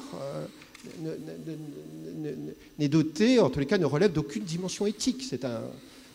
Donc, la technique, ça c'est une chose sur laquelle j'insiste, relève en tous les cas la trajectoire que prennent les technologies aujourd'hui, doivent nous mobiliser politiquement. Et dans la dimension institutionnelle, excusez-moi de me répéter, ces trajectoires-là actuellement là, elles sont soutenues par le monde politique. Hein. Donc, comme le monde politique et le monde universitaire et le monde économique et le monde industriel saisit bien qu'il y a des inquiétudes, alors on monte des petites commissions ad hoc. Qu'est-ce qui se passe avec ces commissions? Qu'est-ce qui se passe? Eh bien, moi, je remarque qu'il ne se passe pas grand-chose. C'est comme toute l'évaluation qui est aussi menée par la CNIL sur les algorithmes, avec des conclusions totalement absurdes, visibilité des algorithmes. Mais on me fait rire. Mais qui a vu des algorithmes? Enfin, écoutez, visibilité des algorithmes, il y a une quantité de conclusions qui sont erronées. Hein. Non, il est question de savoir si avec par exemple, et être dans la vie concrète. Être dans la vie concrète. Nous avons assez de discours, nous avons assez de commissions, nous avons assez de conclusions dont on ne sait du tout quelle est leur valeur. D'être dans la vie la plus concrète des choses, comme dit Hannah Arendt, faire valoir la pluralité de nos existants, la pluralité de nos paroles politiques, et d'agir là où on doit agir. Quand j'ai parlé d'entreprise, c'est la vie concrète. C'est la vie concrète. Des capteurs qui évaluent... Il y a des textes, je renvoie un texte formidable d'une jeune femme qui s'appelle Marie Guéguin, je crois, qui dans un texte remarquable de Philosophie Magazine, qui en mai 2015, je crois, a écrit un article qui s'appelait « Ma vie dans l'hyperdrive ». Eh bien, cette jeune femme, alors elle devrait écrire un livre, parce que c'était formidable son article. Elle avait des casques en fonction de capteurs et ce que je vous ai expliqué tout à l'heure, eh bien orientés et selon des cadences édictées par les systèmes, disait voilà, prends tel produit, voilà. Alors, certains veulent télécharger notre esprit sur des robots de fer. Eh bien, cette femme de chair et de sang est transformée en robot dans son travail. Hein. Et là, est-ce qu'on accepte ça? Elle est là la politique, elle est là l'éthique aussi. Hein. Alors, ces commissions. Voyons, je doute que ce soit là où on produit les choses, que les décisions importantes se prennent. Je pense que les décisions importantes se prennent là où les individus sont confrontés à ces technologies. C'est là qu'il y a la politique et aussi l'éthique. Ma question, c'est en vue de cette prise de décision autonome du système informatique, quel est le danger de la déresponsabilisation de l'individu et de l'infantilisation de la société? Donc, quelles sont les conséquences sur le long cours, à votre opinion? Il s'agit de souhaits individuels et collectifs à être dans des environnements de plus en plus sécurisés, optimisés, facilités, j'ai envie de dire aussi, facilités. Est-ce que c'est l'infantilisation, une sorte de ce que je nomme l'assistanat algorithmique de la vie, de plus en plus et vous savez, les systèmes comme Siri ou Alexa, c'est les assistants numériques personnels. C'est un assistanat algorithmique de la vie, c'est-à-dire des systèmes que nous portons dans nos smartphones et qui de plus en plus vont être diffusés dans nos environnements, eh bien, nous conseillent en toute chose de la vie. Hein, toute chose de la vie. Siri d'Apple, c'est cela à terme, le rêve de Siri d'Apple, ou de Google Now de Google, c'est ces systèmes d'intelligence artificielle que nous portons, hein, qui sont dans nos smartphones, et qui nous connaissent aussi bien que... Allez, c'est pas le cas, mais qui nous connaissent très très bien et de mieux en mieux, et appelés à nous connaître de mieux en mieux, et qui nous guident. Alors, est-ce que c'est de l'infantilisation? Je ne sais pas. En tout cas, c'est le fait que nous concédons de plus en plus que des systèmes et donc des intérêts privés, nous l'avons dit tout à l'heure, orientent nos existences. Alors, sur la propriété des données, moi, j'entends ce que vous dites, monsieur. C'est vous qui en avez parlé, monsieur. J'entends ce que vous dites. Il y a des questions juridiques législatives, juridiques extrêmement importantes, dont on peut remarquer qu'elles ne font pas l'objet de travaux à la hauteur des enjeux, une fois de plus parce que le monde législatif soutient ces développements technico-économiques, dont il ne s'agit même pas de les encadrer, il s'agit d'évaluer la validité, hein, et l'utilité pour nos sociétés. C'est un enjeu politique et législatif qui n'est pas mené. Hein. Ces questions-là, je vous le dis, mesdames et messieurs, par le régime politique et donc par le législateur, elles ne sont envisagées à très très majoritairement qu'en fonction de seules finalités économiques. Ça devrait nous interroger, là aussi ça devrait nous mobiliser. Et je crains que concernant, monsieur, la propriété des données, qui sont des enjeux extrêmement importants, qui font l'objet... D'ailleurs, c'est là qu'il y a des chantiers juridiques qui sont à l'œuvre actuellement. Mais au risque de vous gêner ou de vous contredire, monsieur, ce sont des questions extrêmement importantes, je ne vous contredis pas, mais je pense qu'on a eu tort d'en faire l'enjeu majeur actuel. C'est-à-dire que dès que nous parlons numérique, nous parlons vie privée, nous parlons confidentialité des données. Or, je vous le dis, plus il y aura cadrage sur la propriété des données, plus il y aura confidentialité des données, plus il y aura marchandisation algorithmique de la vie et marchandisation intégrale de la vie et organisation algorithmique de la vie.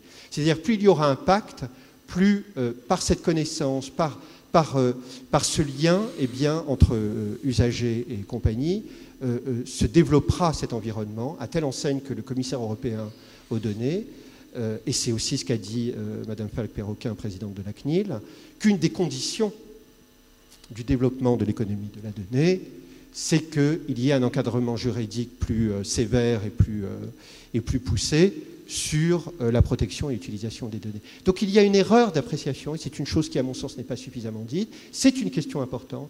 Ce n'est pas la question majeure. La question majeure, c'est avec ces données-là, qui sont récoltées de toutes parts, vers quel modèle de civilisation nous allons. C'est ce que j'ai essayé de signaler tout au long de mon intervention. Concernant l'éducation, qui est un problème... en tous les cas pour le numérique et l'éducation. Hein. L'éducation en général, nous savons tous, sont des enjeux. Mais numérique, ce que je relève, et ce que relèvent nombre de professeurs, c'est qu'il est troublant de voir que la numérisation des collèges, des lycées, l'introduction de programmes numériques, informatiques, numériques, s'impose généralement sans concertation. Ça, c'est très très étonnant. C'est-à-dire que généralement dans l'éducation, bon, cette grande machine si compliquée, hein, mais quand même, l'introduction de nouveaux principes, de nouveaux usages, font l'objet au préalable de concertation avec les acteurs concernés. Hein. Les multiples acteurs concernés, parents d'élèves, professeurs, responsables d'enseignement, responsables assistants sociaux, enfin bon, bref. Et ce qui est très troublant, c'est que ce qu'il se passe depuis une dizaine d'années, et encore plus depuis quelques années, avec cette doxa qui est apparue, cette vérité-là, qu'il faille des tablettes dans les collèges, qu'il faille introduire des systèmes, des plateformes éducatives. Eh bien, ces projets-là n'ont fait l'objet d'aucune concertation, ni d'études d'impact, ni de commission, à la hauteur des enjeux. Hein. Ça devrait nous interroger quand même. Ça devrait nous interroger. C'est pas seulement nous interroger, ça devrait mobiliser, une fois plus ce que j'ai dit tout à l'heure, je reviens à ce que j'ai dit, sur le terrain. C'est-à-dire que les acteurs, les parents d'élèves, ont-ils à accepter qu'il y ait une telle transformation des pratiques éducatives par le fait d'un travail, notamment un travail de lobbying exercé par l'industrie numérique auprès des élus. Car les choix éducatifs en matière de numérique, ne nous trompons pas, ce sont pour une large partie un travail de lobbying et pour une autre partie le résultat d'une idéologie. Hein, d'une idéologie qui voudrait que face au marasme de l'éducation nationale depuis une trentaine d'années, eh bien la numérisation voulant dire plein de types de pratiques différentes, hein, des collèges et des lycées, eh bien vont améliorer la qualité de l'éducation. Eh bien la vérité, c'est que ça ne se passe pas du tout comme ça. Et que moi, je suis très souvent invité dans les lycées, des collèges, invité par des enseignants. Ça ne se passe pas du tout comme ça. Et j'ai été même invité, je vous donne juste une petite anecdote que je vais faire très rapide, par des représentants des élus en Charente-Maritime dans le 17, notamment des conseils généraux qui sont en charge des collèges, et qui m'ont dit, vous savez, les tablettes là, qui ont coûté une fortune aux contribuables, en tout cas c'était un budget public extrêmement important, eh bien, elles sont dans nos caves parce qu'il n'y a pas du tout eu de formation, parce qu'on ne sait pas exactement comment les utiliser, et que tout ça, c'est décidé dans la précipitation. Hein. Donc, vous parliez, madame, sur un autre type de question, quel est notre rôle à nous? Eh bien là, je signale juste que peut-être, hein, je veux pas... Peut-être, je évoque une petite réflexion critique, peut-être n'y a-t-il pas, il y en a beaucoup des professeurs, mais qui se font probablement pas entendre, suffisamment entendre. Il y a des regroupements de professeurs. Il y a eu un livre intéressant qui s'appelle Le désastre de l'école numérique par Philippe Bouy, qui est sorti à l'automne dernier, dont vous avez peut-être entendu parler, hein, qui est très éloquent. Mais je constate qu'il n'y a pas, il y a une sorte d'apathie, suffisamment de mobilisation à la hauteur des enjeux qui devraient mobiliser les parents d'élèves, c'est-à-dire nous tous, et les professeurs. Donc manque de concertation et imposition d'un modèle. Et en plus, sur le terrain, tout le monde connaît cette histoire que les responsables de la Silicon Valley mettent leurs enfants, bon, à vérifier jusqu'à quel point. Hein. Je me méfie toujours des discours qui circulent et qu'on entend, hein, mais qui ne les mettent pas dans des instituts qui utilisent des tablettes numériques. Hein. Car quand même, le livre est l'instrument historique qui a prouvé que c'était le vecteur majeur de la formation de connaissances et d'esprit critique. Car, petite parenthèse, on n'évoque pas aussi les incidences sur l'économie du livre, de la numérisation des instituts, des collèges et des lycées, les incidences sur toute l'économie du livre, les libraires, les éditeurs, quand on sait que nous allons vers la numérisation de plus en plus intensive de l'écrit et le soutien avec de l'argent public à l'achat de documents numériques par les bibliothèques qui fragilisent notamment un des vecteurs majeurs, un des foyers majeurs de nos démocraties. Vous avez peut-être entendu de qui je veux parler. Je veux parler des libraires, hein, qui sont un des foyers majeurs de notre vitalité démocratique. Et là, des enjeux, non seulement c'est pas qu'ils ne sont pas posés, mais il y a l'idéologie de soutenir par des fonds publics, par le CNL, même jusqu'aux bibliothèques de la ville de Paris. Personne ne m'a posé une question sur cela, mais je l'évoque rapidement, et qui donc réduit les volumes d'achat aux libraires et qui handicape nombre d'éditeurs, dont le mien à l'échappée, qui refusent la numérisation des livres au nom de la défense des métiers de la distribution, des libraires et de la valeur unique et spécifique de l'objet livre imprimé. Alors, madame, concernant alors l'art, c'est bon. Je veux pas. Ce que je peux juste dire qu'il y ait marchandisation des œuvres du monde de l'art depuis une trentaine d'années. Nous connaissons tous cette histoire. Moi, je veux juste retenir que l'art fait partie des points, des expériences où c'est le sensible qui est requis, qui est mobilisé. Et partout, il peut y avoir défense du sensible, c'est-à-dire ce que nous faisons là aujourd'hui, rencontre entre individus, concertation, partage de l'expérience, et c'est partage d'expérience sensible, c'est l'art. Eh bien, c'est cela qui doit être défendu, et non pas, madame, comme a dit Mark Zuckerberg, le fondateur de Facebook, qui s'investit, comme les grandes compagnies de la Silicon Valley, dans la réalité augmentée, des casques de réalité augmentée.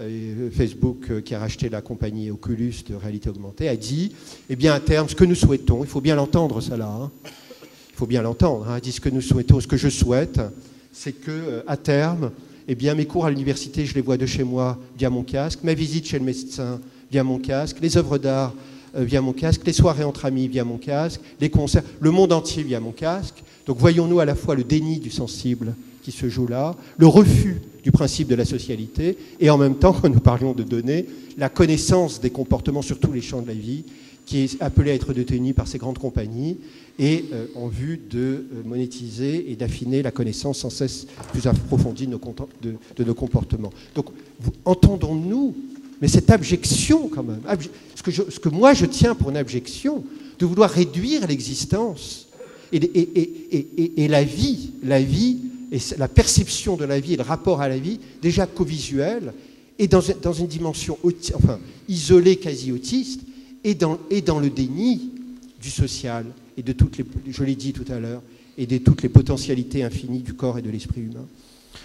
Les lois, madame, personne n'a dit, en tout cas, si vous avez compris cela, je me suis probablement mal exprimé, jamais je n'ai dit, en tout cas pour ma part, je l'ai dit, je ne compte plus sur le législateur.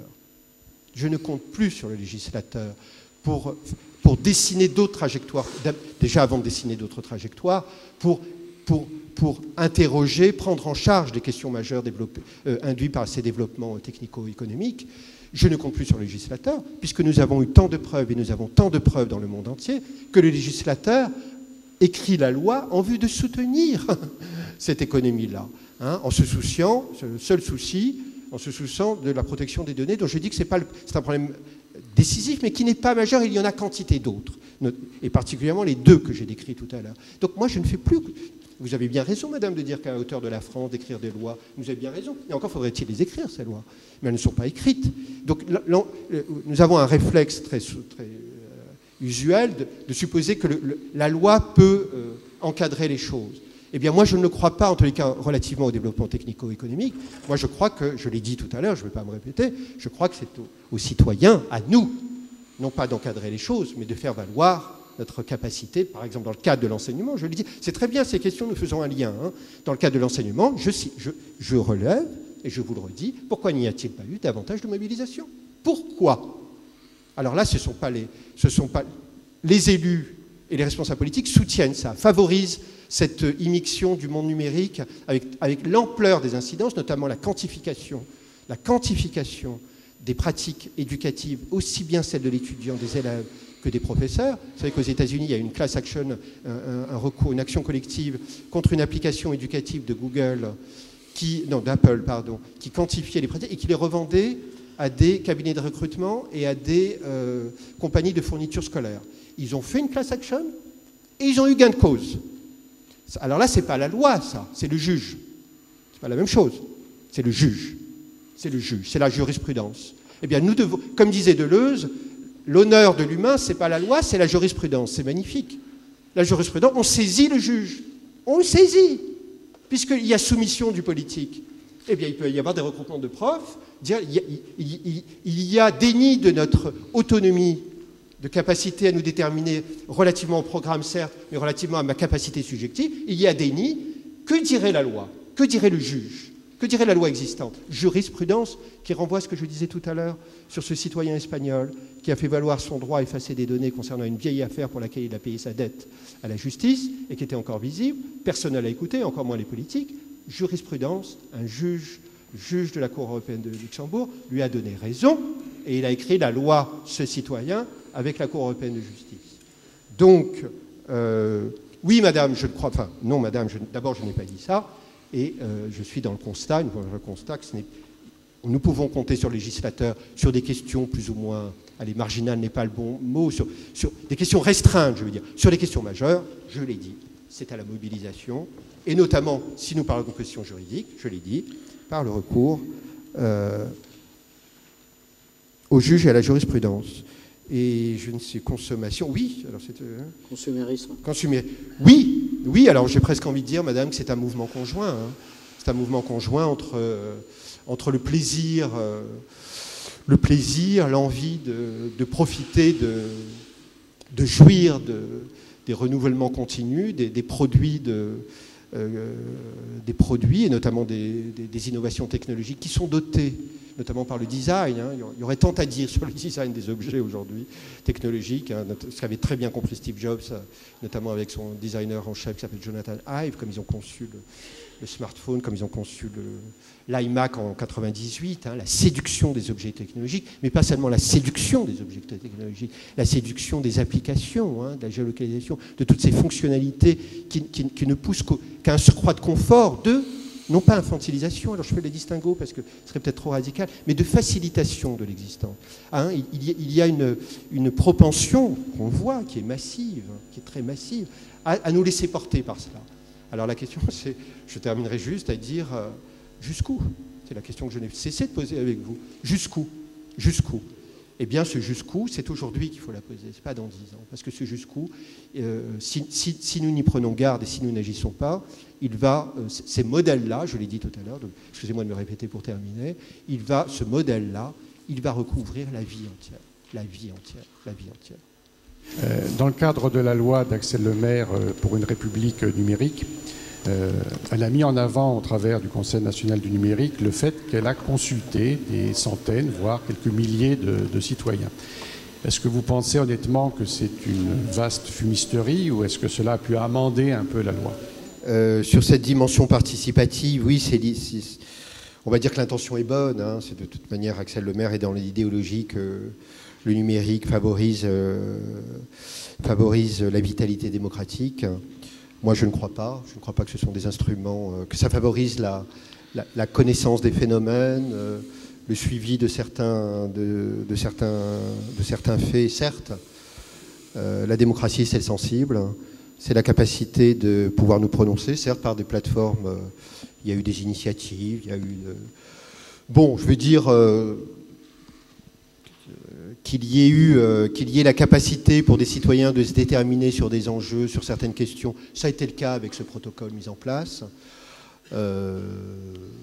Ça relève malgré tout l'idéologie que tout le monde peut intervenir, donner son avis et qu'au final, l'esprit de la loi demeure, car c'est cela qui s'est passé. Hein, donc c'était l'accueil ouvert à des petites nuances, à des petits amendements. Donc l'idée d'une sorte de nouvelle ère démocratique. Mais si ça avait été une nouvelle ère démocratique, on aurait pu surtout se prononcer sur le cœur de la loi pour la République numérique, qui n'a pas été écrit, elle a été portée par Axel Lemaire, mais elle a été pensée en amont, et ça je ne l'ai pas dit jusque-là, elle a été pensée en amont par le Conseil national du numérique. Ah, Conseil national du numérique, organe formé par l'État, enfin mis en place, et qui regroupe, qui est un organe de préconisation, hein, donc appelé à inspirer des lois, et dont les 2/3 des membres sur 30 sont composés de membres de l'économie de l'Internet et de la donnée. Alors moi, a priori, j'ai pas, individuellement, j'ai rien contre eux, mais quand 2/3 des membres d'un organe de préconisation de loi de la République sont composés par de personnes impliquées dans la même économie, dans l'économie de l'Internet et de la donnée, et qui font de la préconisation de loi sur des enjeux qui regardent leur activité, en français, on appelle ça conflit d'intérêts. Hein. On appelle ça conflit d'intérêts. Conflit d'intérêts qui doit être dénoncé, que je ne cesse de dénoncer. Je l'ai encore écrit dans Le Monde il y a 3 semaines.